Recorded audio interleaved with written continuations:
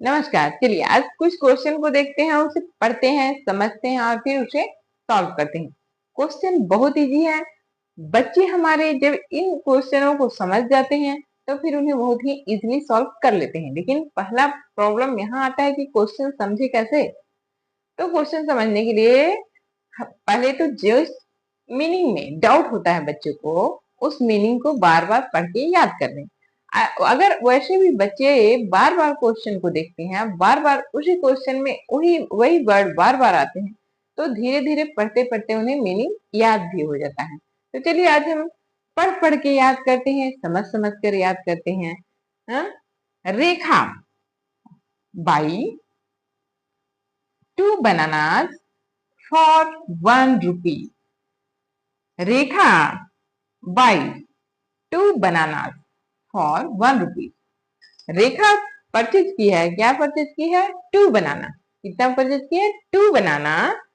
कितने में? 1 रुपीज में। 1 रुपीज में 2 बनाना परचेज करी है।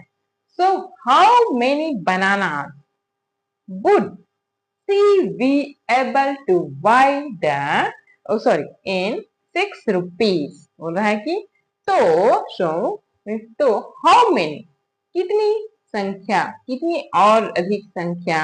हाउ मेनी मतलब कितनी संख्या, बनाना कितनी अधिक संख्या में बनाना, वुड सी बी एबल, वह खरीदने में एबल है।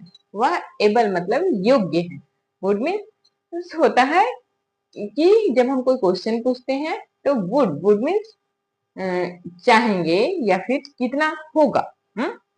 तो she be able to by in 6 rupees. बोल रहा है कि अब 6 रुपीज में वो कितने बनाना को क्या करेगी, कितने बनाना को वो खरीदेगी। 1 रुपीज में वो 2 बनाना खरीद रही है। तो हम समझ गए कि रेखा ने 1 रुपीज में 2 बनाना खरीदा था।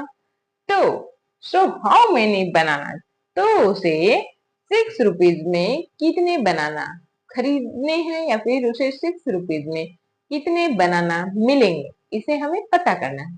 तो चलिए हम देखते हैं कि सॉल्यूशन हम, अगर हम यहाँ पे बच्चों को बता देते हैं कि चलो इसे मल्टीप्लीकेशन करना है या डिवीजन करना है, तो बच्चे सॉल्व कर लेते हैं। लेकिन हमें बच्चों को यह नहीं बताना है। बच्चे स्वयं क्वेश्चन को पढ़ें और क्वेश्चन को समझें कि क्वेश्चन में करना क्या है। बच्चे क्वेश्चन को पढ़ें, क्वेश्चन का अगर मीनिंग नहीं आता है, किसी का मीनिंग नहीं आता है, तो उन्हें सेंटेंस में मीनिंग भी करने, 1-2 क्वेश्चन का बताएं पेरेंट्स, उसके बाद ना बताएं। हम भी कोशिश करते हैं कि 1-2 क्वेश्चन का मीनिंग बताएं और बच्चे स्वयं से क्वेश्चन को पढ़ के स्वयं से समझें। क्योंकि बच्चे जब तक स्वयं से पढ़ के नहीं समझना चाहेंगे या फिर स्वयं से कोशिश करेंगे नहीं, तो बच्चे फिर उनको हर क्वेश्चन का मीनिंग पूछते हैं, इसका मीनिंग क्या होगा, इसका मीनिंग क्या होगा, इसे में क्या करना है। जबकि बच्चे को हमें एबल बनाना है, योग्य बनाना है कि वो बच्चे क्वेश्चन को पढ़ के समझे। तो सॉल्यूशन में देखिए, अब देखिए यहाँ पे लिखा है, इसी को हम स्टेटमेंट में डाल देंगे। तो क्या लिखेंगे हम? 1 rupee equal to 2 banana, equal to 2 banana. Okay. अब तो यहाँ पे है 6 रुपीज का हमको पता करना है, तो यहाँ लिखेंगे 6 रुपीज इक्वल टू 2 into 6।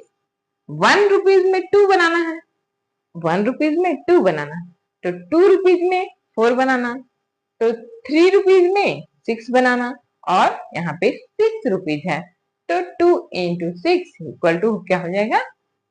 12। क्या होगा? 12 बनाना।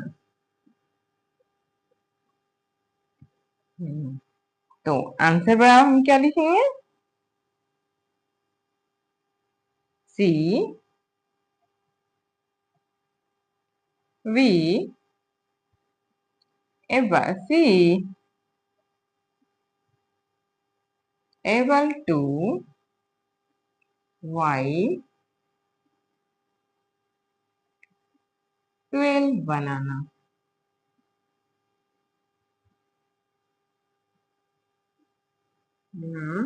in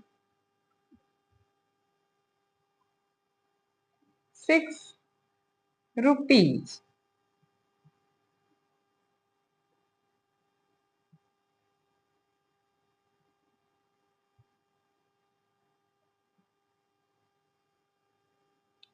They be able to buy 12 banana in 6 rupees. 6 rupees में वह 12 बनाना को परचेज की या फिर खरीदी। ठीक है, इस प्रकार हम नेक्स्ट भी देखते हैं। नेक्स्ट क्वेश्चन को देखते हैं। 6 eggs can be kept. 6 eggs can be kept in one crate. So how many crates would be needed to keep 54 eggs? बोल रहा है कि 6 eggs 6 अंडे can be kept, can be kept मतलब रखे गए हैं या रखे जा सकते हैं in one crate, one crate में 6 egg रखे गए हैं। ठीक है, so how many crates, तो हमें और कितनी अधिक संख्या में क्रेट्स, क्रेट्स मतलब जो अंडे का साचा होता है रखने का, अंडा जिसमें रखा जाता है।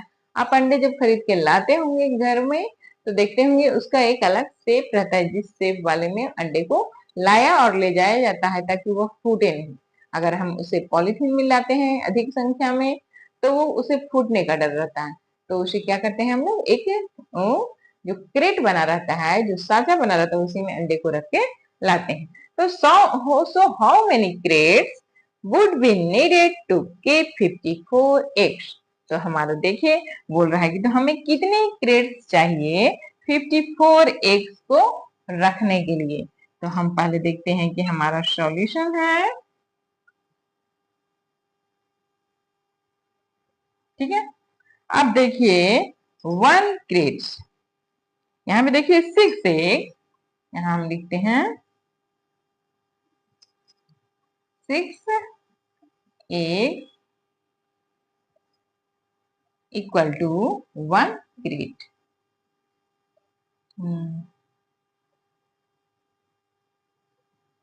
6 eggs इक्वल टू 1 क्रेट। अब तो हमारे पास 54 एग्स हैं, इक्वल टू 54 में हम डिवाइड करेंगे किससे, 6 से। 54 में हम डिवाइड करेंगे किससे, 6 से। तो यहाँ पे आप जब शुरू में बच्चे क्लास 3rd में रहते हैं तो उन्हें हम सबसे पहले माइनस की विधि से डिवीजन करना सिखाते हैं। तो चलिए इसमें हम माइनस की विधि देखते हैं फिर डिवीजन करेंगे।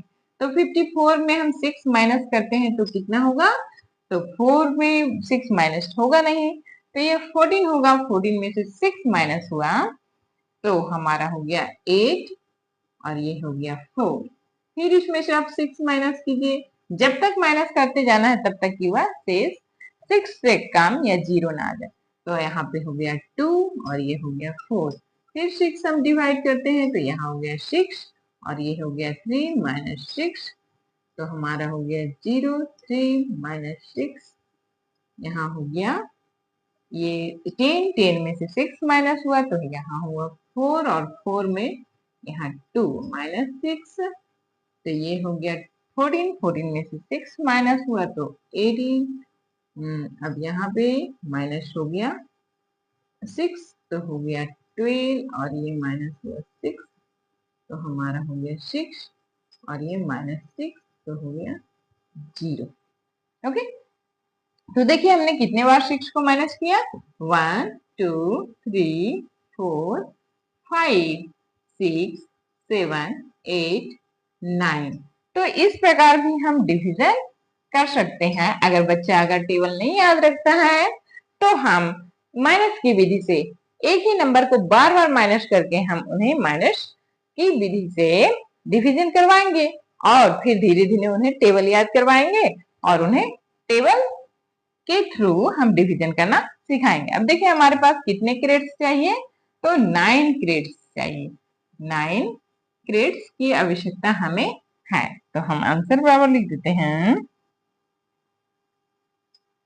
तो वी नीड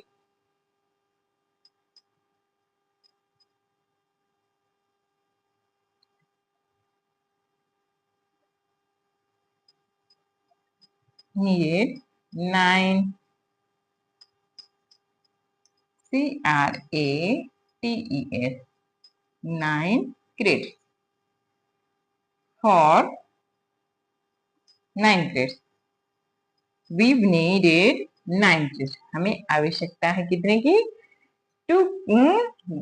9 crates की. हमें कितनी की आवश्यकता है? 9 crates की. इसलिए हमें 54 एग्स को रखने के लिए हमें कितने क्रेट्स की आवश्यकता है? 9 क्रेट्स की. इस प्रकार बच्चे को धीरे धीरे छोटे छोटे नंबर्स को, और पहली बार हमें समझना है, हमें क्वेश्चन को पढ़ के समझना है.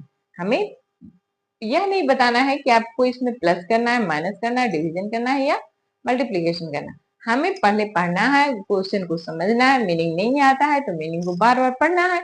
जब हम बार बार पढ़ेंगे तो हमें मीनिंग भी याद हो जाएगा और हमें क्वेश्चन भी समझने आ जाएगा.